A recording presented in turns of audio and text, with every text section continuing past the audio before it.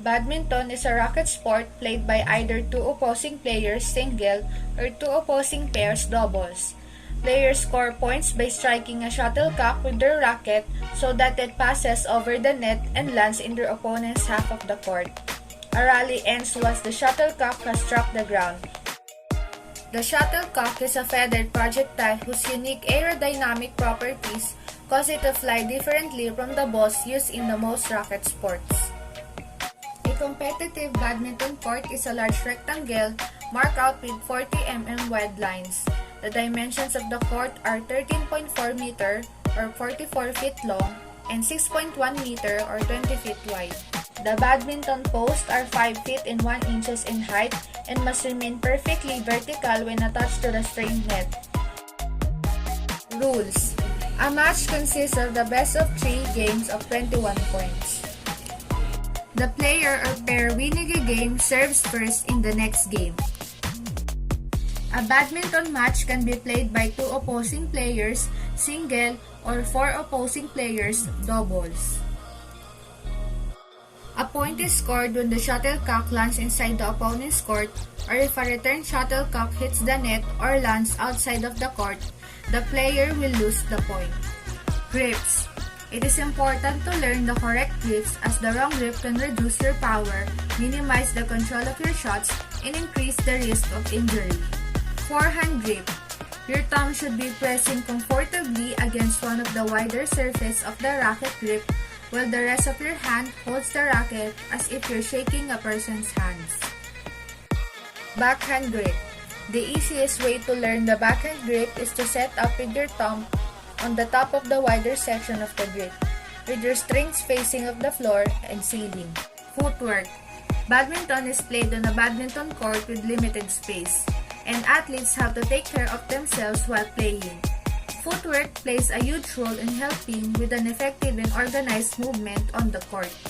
Eye-hand coordination: eye-hand coordination is a crucial visual motor function that facilitates goal-directed use of arm, hand, and fingers to produce controlled, accurate, and rapid movements, especially during sport activities such as badminton.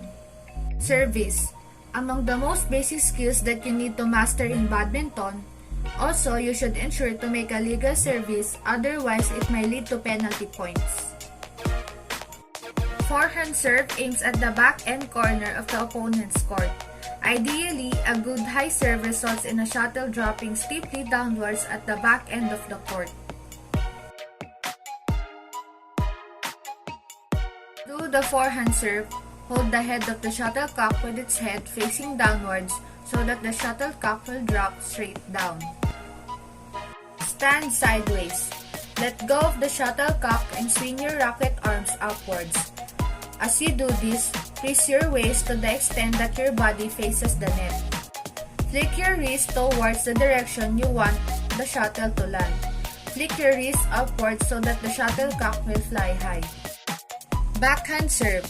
The backhand serve aims to the front of the court. The objective is to let the shuttle fly just above the net, landing in the front corner of the court.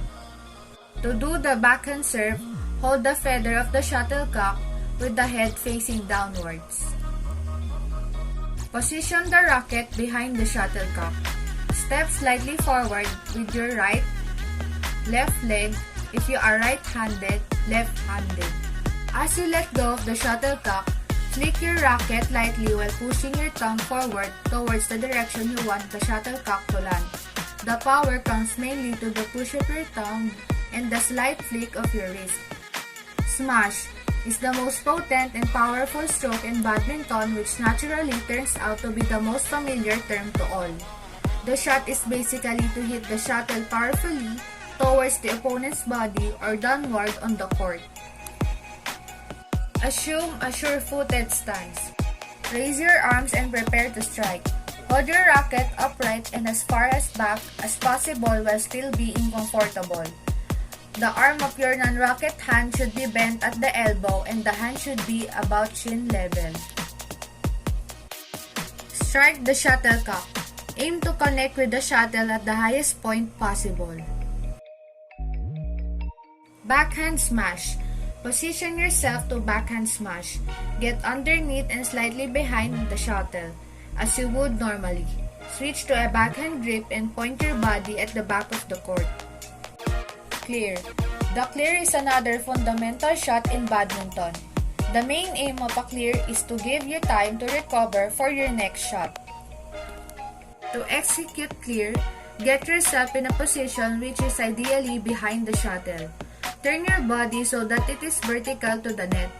Shift your body weight to your dominant leg and take your racket arm and stretch back as much as you can. Drive.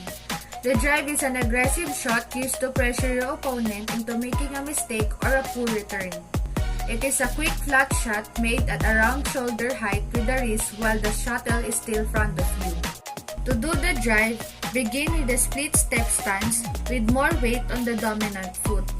Lunge forward towards the flight of the shuttlecock.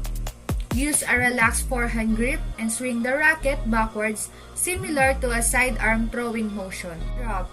A drop shot is any shot that lands between the service line and the net. The closer to the net you can get the shuttle, the more likely you will score.